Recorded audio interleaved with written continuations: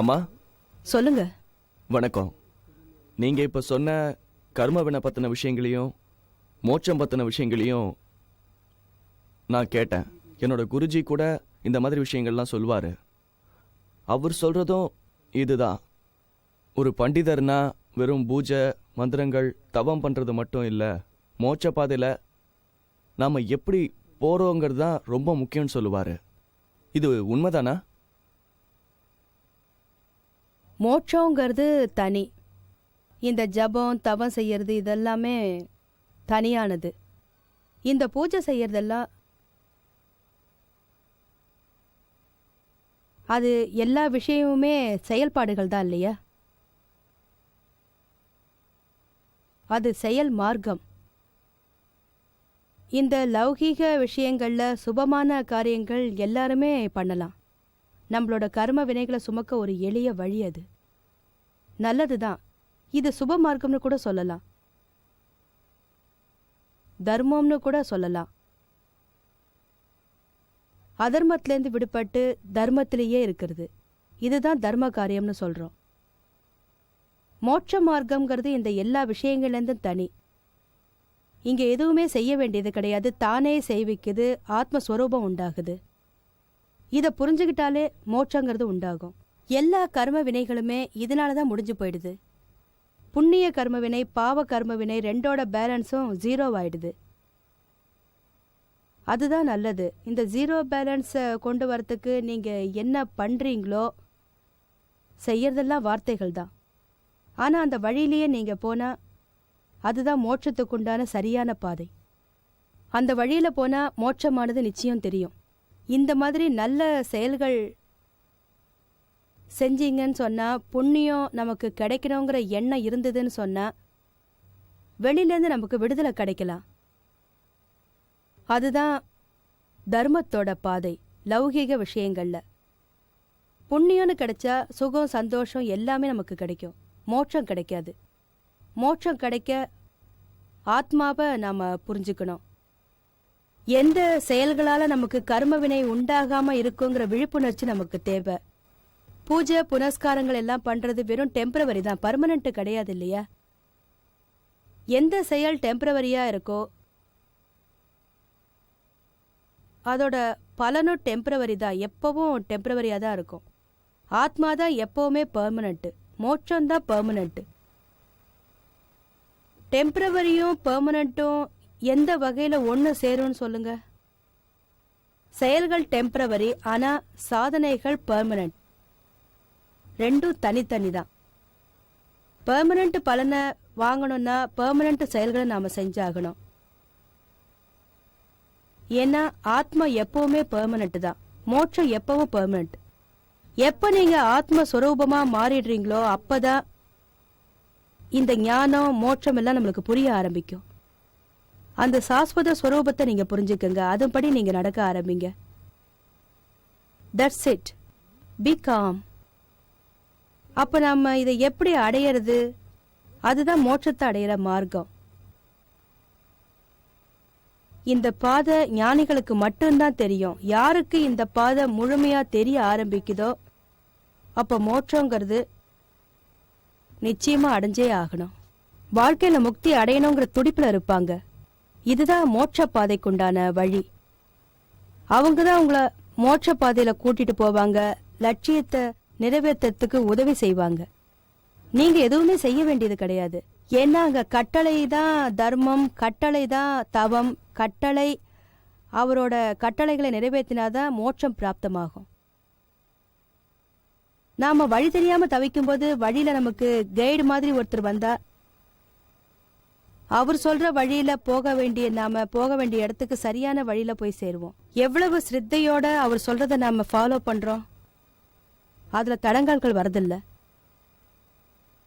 அவர் வலது பக்கம் போங்கன்னு சொன்னா நாம இடது பக்கம் போனா அந்த பாதை வந்துருமா?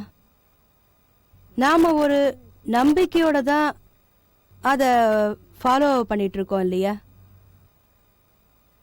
அதே மாதிரிதான் நமக்கு ஞானி ஒருத்தர் கிடைச்சா அவரு காட்டுற வழியில தான் போயாகணும், அப்பதான் நமக்கு பலன் கிடைக்கும். சின்சியரா ஃபாலோ பண்ணினோம்னு சொன்னா நிச்சயமா நமக்கு மோட்சங்கிறது கண்டிப்பா கிடைக்கும்.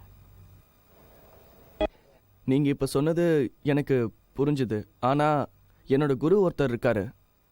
அவரும் சாஸ்திரங்கள் எல்லாம் தெரிஞ்ச ஞானின்னு சொல்லலாம். அவரு எல்லாருக்கும் பெரிய பெரிய விஷயங்களை எல்லாம் சொல்லி நல்லா புரிய வச்சிருக்காரு. ஞான பிராப்தத்தையும் பக்தியும் சொல்லுவாரு. அவர் சொல்றதெல்லாம் சரிதானா இல்லையா? நான் அவரை தப்புன்னு சொல்லலையே. 2 வழிகள் சொல்லப்பட்டிருக்கு. நீங்க சொல்ற அந்த வழி என்னன்னு பாருங்க. மோட்சத்துக்கு போற வழி என்னன்னு நீங்க தெரிஞ்சுக்க பாருங்க. எந்த வழியில உங்களை கூட்டிட்டு போறாரோ அது தவறுன்னு நான் சொல்ல வரலையே. அந்த பாதையோட லட்சியமே வேற. நீங்க முதல்ல எந்த பாதையில போறதுன்னு முடிவெடுக்கணும். அவரை நான் எந்த தப்பும் சொல்லல. அவர் சொல்ற பாதையில போக எந்த தடங்களும் உங்களுக்கு கிடையாது. ஏன்னா ஒவ்வொருத்தருக்கும் ஒவ்வொரு வழி பிடிக்கும் நான் சொல்ல வரேன். இந்த வழியா போனா என்ன, அந்த வழியா போனா என்ன, எந்த வழியா போனாலும் நம்ம லட்சியங்கிறது என்னைக்குமே ஒன்றா தானே இருக்கும். சிலருக்கு ஷார்ட்கட் பிடிக்கும், சிலருக்கு டைவர்ஷன் பிடிக்கும், சிலருக்கு ஹைவேஸ் பிடிக்கும். ஒவ்வொருத்தருக்கும் ஒவ்வொன்று பிடிக்கும். அது மட்டும் இல்லை, லட்சியமும் அவங்கவுங்களுக்கு தகுந்த மாதிரி தானே பிடிக்கும். சில பேர் எனக்கு புண்ணியம் பிராப்தமானா போதும்பாங்க. அது நிச்சயமா வராது. ஏன்னா அதுக்காக எவ்வளவோ நம்ம கஷ்டப்படணும். சாதாரணமானதில்லை. ஒருவேளை அவர் நீங்க இந்த வழியில போனா மோட்சம் கிடைக்கும்னு சொன்னாருன்னு சொன்னா அப்போ நிச்சயமா நமக்கு அது சரியான பாதையாக தான் இருக்கும். இருந்தாலும் அவர் சொன்ன வார்த்தைகள் சரியாங்கிற அளவுக்கு நாம் சோதனை பண்ணி பார்க்கணும். யாராவது பார்த்துருக்காங்களா? யாருக்காவது இந்த மோட்ச அனுபவங்கிறது வந்திருக்கா? இந்த கர்ம வினைகள் செய்யணுங்கிற கட்டுப்பாடு இருந்தால் எது வரைக்கும் செய்யணும்னு நாம் தெரிஞ்சுக்கணும். வாழ்க்கை முழுக்க முயற்சி செஞ்சாலும் இந்த ஜென்மம் கிடைக்குதான்னு நாம் பார்க்கணும். இந்த ஜென்மத்தில் எல்லாத்தையும் செஞ்சு முடிச்சுட்டு அடுத்த ஜென்மத்தில் மோட்சம் கிடைக்குமான்னு பார்க்கலான்னா அது எப்படி சாத்தியம்? நான் வாழும்போதே அது எனக்கு கிடைக்கணும். மோட்சங்கிற அனுபவம் நான் வாழும்போதே கிடைக்கணும். ஒரு முன்னோட்டம் வேணும் இல்லையா? ஒரு ப்ரோக்ராமுக்கெல்லாம் ட்ரையல் பார்க்குறாங்கல்ல, அதாவது வரப்போகிற விஷயம் நல்லா இருக்கா இல்லையாங்கிற தெளிவு அவங்களுக்கு கிடைக்கும் இல்லையா? அந்த மாதிரியான முன்னோட்டம் ட்ரெய்லர் ஏதாவது காட்டுன்னு தான் நான் சொல்கிறேன். நமக்கு நிச்சயமா இதை பற்றின விஷயங்கள்லாம் தெரிஞ்சிருக்கணும். அப்போதான் எதுக்கும் நாம தயாரா இருக்க முடியும். என் குரு சொல்றதும் ஒரு வகையில மோட்ச பாதை தான், தரிசன பாதை. இப்ப கலிகால மோட்சம்னு கூட சொல்லலாங்கிறாரு. ஆனா இதெல்லாம் கூட இருக்கா? அது என்னன்னா, கலிகாலங்கள்ல ஸ்ட்ரைட்டா மோட்சங்கிறது கிடைச்சிடாது. ஆனா எனக்குன்னு ஒரு சுய அறிவு இருக்கும் இல்லையா? ஆத்ம கண்ணோட்டம்னு ஒண்ணு இருக்கும் இல்லையா? இந்த கண்ணோட்டங்கள் சரியா இருந்ததுன்னு சொன்னா முக்திகள் நமக்கு கிடைக்கிறது நிச்சயம்தான் இல்லையா? நம்ம தீர்த்தங்கர் பாதையில பாத்தீங்கன்னா 2 மடங்கு கஷ்டத்தை அனுபவிச்சதுக்கு அப்புறம் தான் நமக்கு பலன் கிடைக்கும்.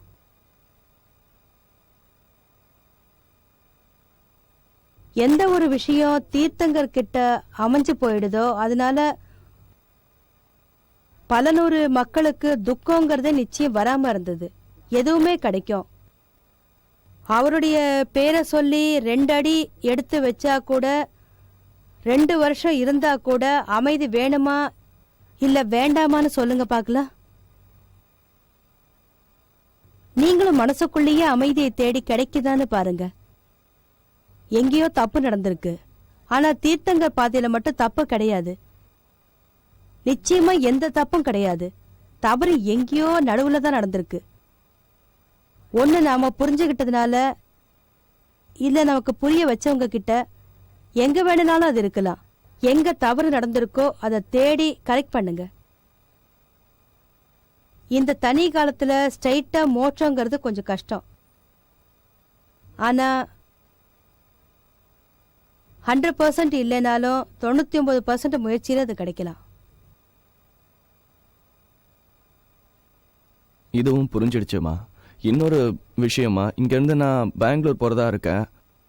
அப்போ குருஜி என்கிட்ட கேட்டாரு, நான் அந்த ஊரில் பெரிய ஜெயின் கோவில் சிலை ஒன்று இருக்கு, அதை பார்க்கறதுக்காக தான் நான் அங்கே போகிறேன்னு சொன்னேன். ஆனால் என் குருஜி நீ அங்கே போக முடியாதுன்னு சொல்கிறாரு. நான் என்ன செய்யட்டும்? என்ன காரணம்? அது திகம்பர சிலை, நாங்க ஸ்வேத மாடர்கள். இதுக்காக தானா? ஆ, இது எங்க இருக்கு? அது சரவணடல கொலால இருக்கு. பகவானோட சிலை தானே? ஆமா, பகவானோட சிலை தான். நீங்க அந்த சித்த பகவானை பார்த்திருக்கீங்களா? மோட்சம் கொடுக்கும் கடவுள்னு அவரை சொல்லுவாங்க இல்லையா? ஆ, வேற யாரோட சிலையும் இல்லை இல்லையா? இல்ல. அது எல்லா ஜெயின்களுக்கும் சொந்தமானது தானே? ஆமா, எல்லாருக்கும் சொந்தமான ஒண்ணு தானே? அப்படிதான் நான் கேள்விப்பட்டேன். அவர் சக்கரவர்த்தி தான், மோட்ச பாதையை காட்டுறவர் தான், அவர் ஒரு தந்தை தான், பக்திமான் தான். இதெல்லாம் நாம பார்த்து கத்துக்கிட்டு தெரிஞ்சுக்கிட்டது தான். ஆமா, திகம்பர ஸ்வேதம்பரர் இதெல்லாம் நாம கத்துக்கிட்டது தான். இது எல்லாருக்குமே தெரிஞ்சது தான். நீங்க இப்போ சித்த பகவானை தரிசனம் பண்ண போறீங்க இல்லையா? அந்த பகவான் திகம்பரர் ஸ்வேதம்பரர் ஜெயின்கிறதெல்லாம் கிடையாதே. அவரையுமா நீங்க பங்கு போட்டுக்கிட்டு விற்க பாக்குறீங்க? நாம அந்த ஸ்வரூபத்தை தரிசனம் பண்ண போறோம். எங்கிருந்து இந்த வித்தியாசமான ரூல்ஸ் வந்தது? அவங்க இஷ்டம் தானே. திகம்பரர் அவங்க இஷ்டப்படி பாக்குறாங்க, மத்தவங்களும் அப்படித்தானே இருக்காங்க. பாக்கறதுக்கு வேணும்னா சில நியமங்கள்னு இருக்கலாம். இந்த மாதிரி ரூல்ஸ் அவரா போட சொன்னாரு? மக்களாகிய நாம தானே அதை பண்ணிக்கிட்டு இருக்கோம். மகாவீரர் அப்படி எதுவும் சொல்லல. மக்களாகிய நாம தான் எல்லாத்தையும் பண்றோம். பண்றவங்க பண்ணிடுறாங்க. இத வேரோட பிடுங்கி எரியணும்னு நான் சொல்றேன்.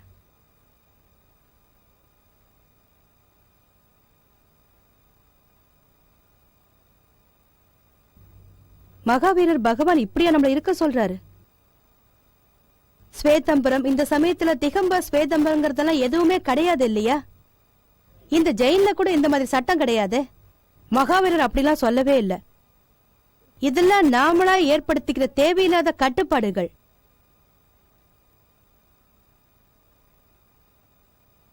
இது நம்மளதானே பாதிக்குது. உண்மையான வகையில் எடுத்து சொல்றவங்க நமக்கு கிடைக்க மாட்டாங்க.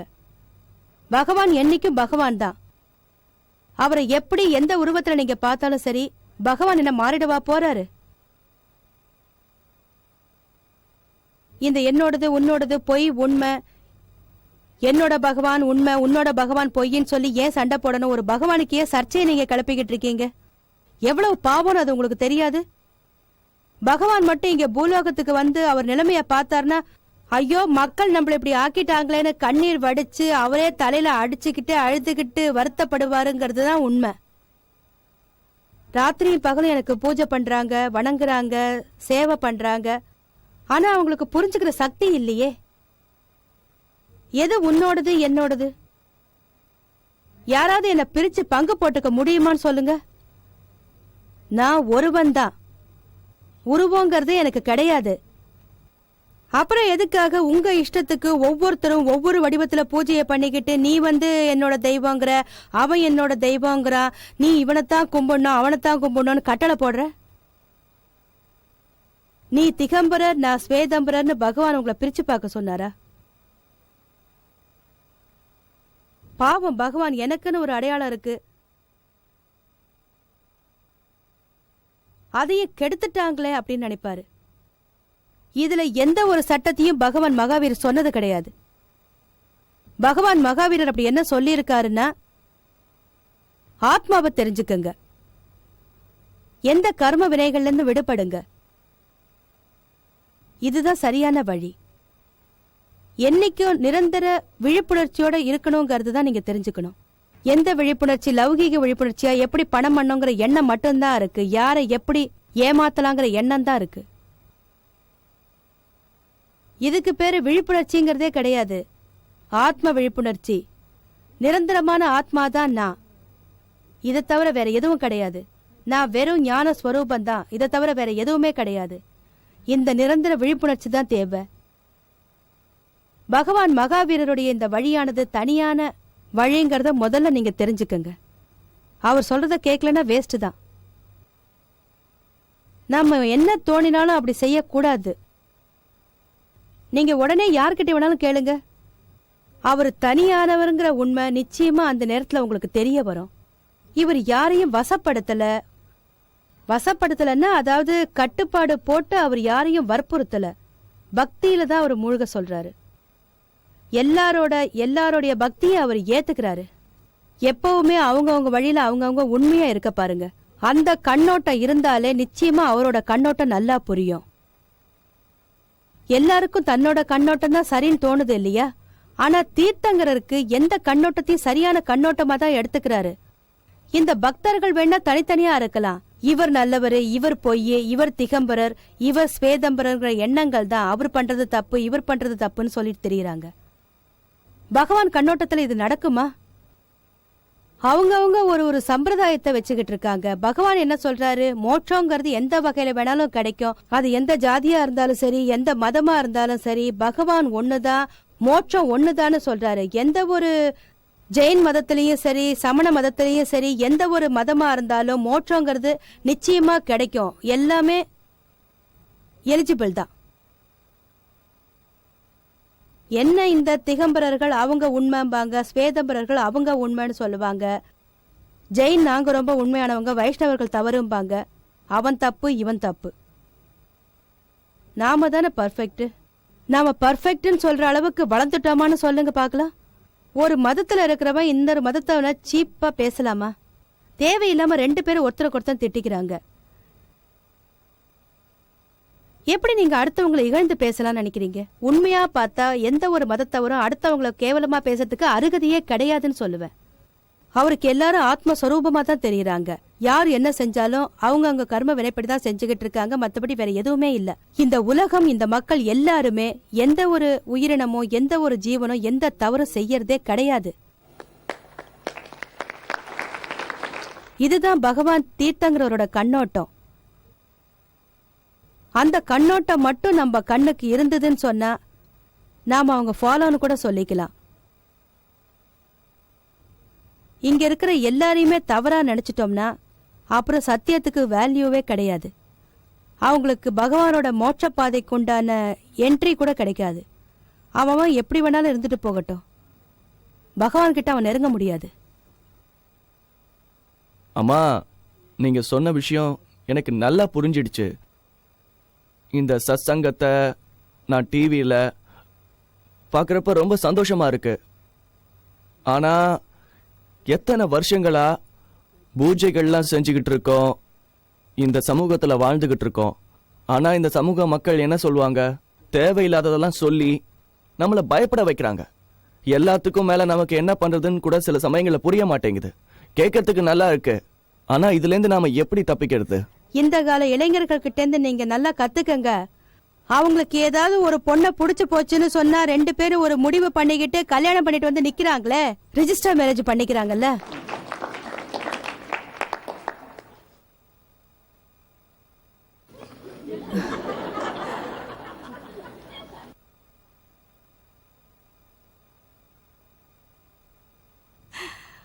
உங்க கல்யாணம் எப்படி நடந்தது?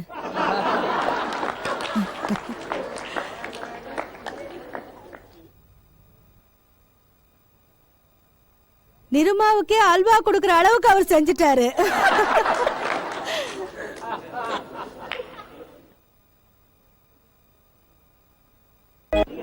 மோத்தி ஸ்வேதா ஜெகதீஷ் பாய், காட்லோடியா. யாரு இவர்? கேள்வி என்னன்னா, எனக்கு கர்ம வினைகள்ல இருந்து விடுதலை வேணும், மோட்சம் வேணும், அதுக்கு என்ன செய்யறது? சுதந்திரத்தோட ஆப்போசிட் என்னன்னு சொல்லுங்க. தெரியுமா? தெரியாதுமா. அடிமைத்தனம். அடிமைத்தனம்னு ஒண்ணு இருந்தாலே இந்த சுதந்திரம் நிச்சயமா நமக்கு பறி போயிடும். ஞானிய ஃபாலோ பண்ணுங்க, இல்ல அவர் கட்டளைப்படி நீங்க நடங்க. இந்த சுதந்திரங்கிறது இல்லவே இல்ல, போயிடுது. எனக்கு மக்கள் கிட்ட இருந்து விடுதலை வேணும். என்னோட எண்ணங்கிறதும் இதுதான். எனக்கு சில காரியங்களை செய்யணும்னு ஆசை இருக்கு, அதோட கூடவே லோபமும் இருக்கு. நான் இதுல இருந்து விடுபடணும். நீங்க சொல்ற இந்த வார்த்தைகளை நம்மளால சொல்றதுக்கு மட்டும்தான் முடியும். ஏன்னா இது ஞானிகளோட ஒரு பெரிய உயர்ந்த ஸ்தானம்னு நாம சொல்ல முடியும் இல்லையா? இந்த அத்தியாத்ம லெவல் இருக்கு இல்லையா? அப்போதான் இந்த மாதிரி செயல்கள்லாம் செய்ய முடியும். உங்களோட குழந்தைக்கு உங்களை பார்த்தா பயமா இருக்கு இல்லையா? எனக்கு கல்யாணமே ஆகல. ஓ, கல்யாணம் ஆகலையா? தப்பிச்சிட்டா.